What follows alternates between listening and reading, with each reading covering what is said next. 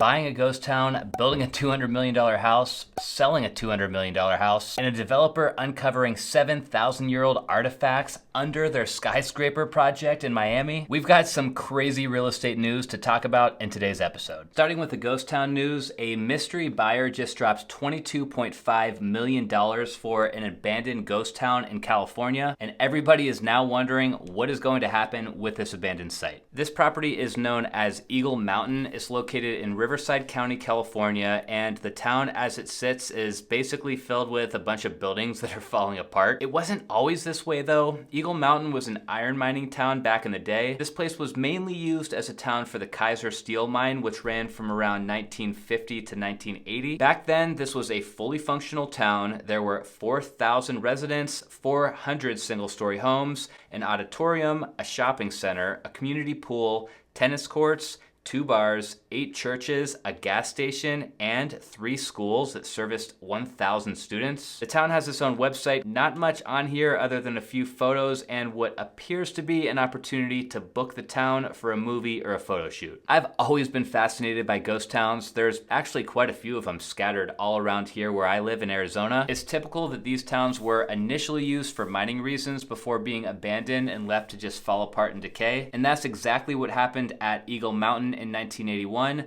Kaiser announced that the mining operation would be completely shut down due to years of losses in the steel mine. When a mine shuts down in one of these towns, there's usually never another reason for that town to continue to exist. But in 1988, part of Eagle Mountain was repurposed into a low-security prison, which was home to around 400 prisoners. That lasted until 2003, when the prison was closed down after a deadly riot. Records show that the property and mining claims were bought recently by a company called Archeology Mountain Holdings for $22.5 million last month. A few people have tried to pry into this company, but nobody knows for sure what EMH plans to do with their purchase of this town. It's hard telling what all of these empty buildings could be used for, but to me, $22 million kind of seems like a bargain for a fully built out town. We'll see what happens. Good luck to the new owners. Jeff Bezos has his hands full with a mega mansion build in California. He just resumed construction on his $175 million home. Work began just weeks after Bezos got engaged to his longtime girlfriend, Lauren Sanchez. This mansion is the same one that Bezos set a record with back in 2020 when he paid $165 million for the property known as the Warner Estate. This place got its name from the original owner, Jack Warner, who was the head of Warner Brothers. The home features 28,000 square feet and has been undergoing renovation on and off for a few years now. According to the Daily Mail, Bezos is in the process of building a new pool, a powder room, some retaining walls, and will be adding about 1,000 square feet of additional living space. From the photos, it looks like their mansion is nowhere near completion. It looks literally like the entire exterior and landscaping is still under construction, but that's fine. Bezos and his fiance won't be roughing it while they wait for their house to be finished. They're currently renting out Kenny G's mansion in Malibu. Not to mention, they just took possession of an insane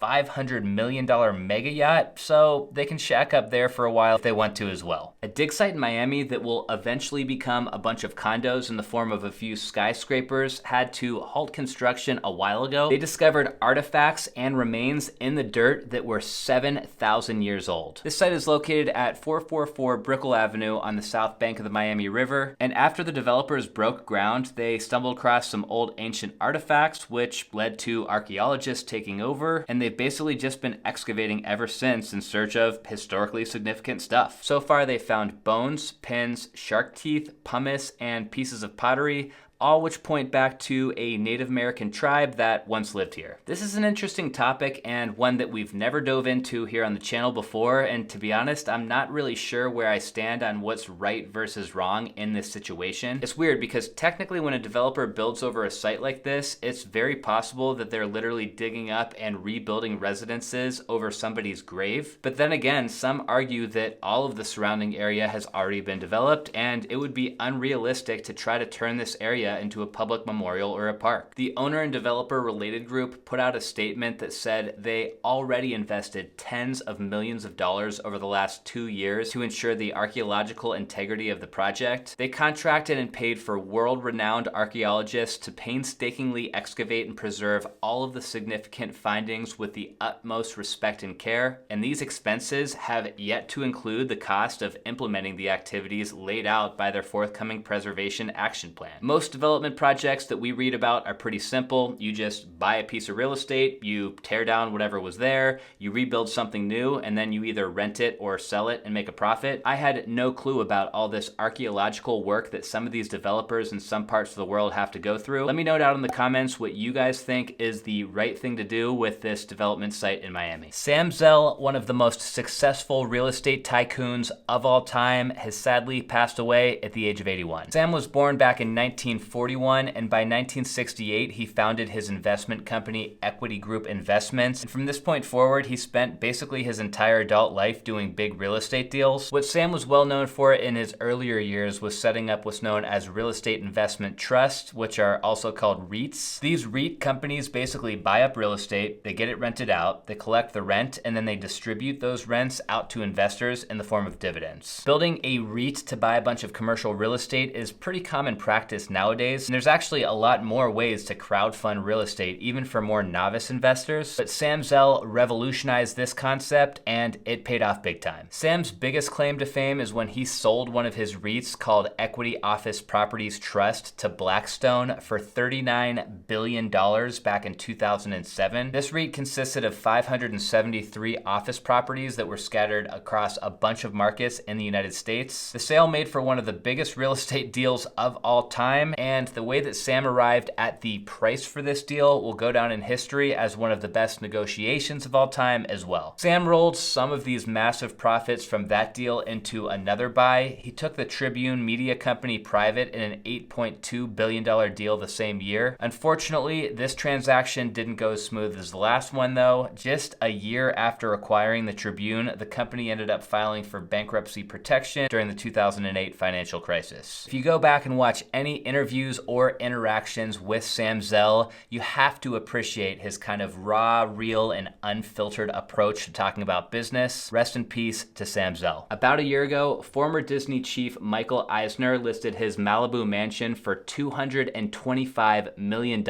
but he's kind of had a hard time selling, and he just made a massive price reduction. Now priced at $195 million, this place still has an over-the-top price tag. It features 16 bedrooms, 22 bathrooms, and over 25,000 square feet. The listing description calls this home one of the world's greatest properties, sitting on 5 acres with unobstructed views of the Pacific Ocean. Inside, the house has a nice clean finish palette. All of the rooms and spaces are oversized and grand. There's a ton of intricate woodwork and stonework. It's got a massive movie theater, and out back features a big swimming pool that looks back at this amazing home. The Times reported that Michael Eisner has been assembling this compound of a property for over 20 years. He bought the original piece in the 90s and has added at least 4 adjacent parcels since then. And I guess one of the big selling factors is that this exact location is sitting on a bluff above Watkins Cove, which is a beach that's pretty difficult for the general public to access. Even with the massive square footage, the acreage, and the privacy, I guess this price is just too much to ask, even for those people who can afford it. I mean, just weeks ago, we had Jay-Z and Beyonce drop $200 million on a home in the exact same neighborhood, so you know they were looking at Eisner's house as a contender as well. Who knows though, maybe this big price drop will stir up a bunch of media attention and help Eisner hook a buyer. That's a wrap for today's video, guys, but really quick, I wanted to share kind of a personal project that I've been working on for a while that I'm pretty stoked about. Over the years doing this YouTube thing, I've had a lot of people who love the news style videos I put out, and they're not necessarily interested in becoming some big real estate tycoon, but they are interested in getting into real estate some way, even if that's just buying their first house. So I'm currently wrapping up a training program where I walk you through the entire home buying process in 15 super simple to follow steps, and I'm finally almost ready to release it. If you're thinking about buying your first home anytime in the near future, then this program could be a good fit for you. Click the link down in the description to plug in your email address. That way you're notified as soon as this training is finished. I plan on doing some special discounts or promotional offers for the first handful of people who sign up. That's it for this episode. I hope you guys you guys enjoyed it. I'll see you next time.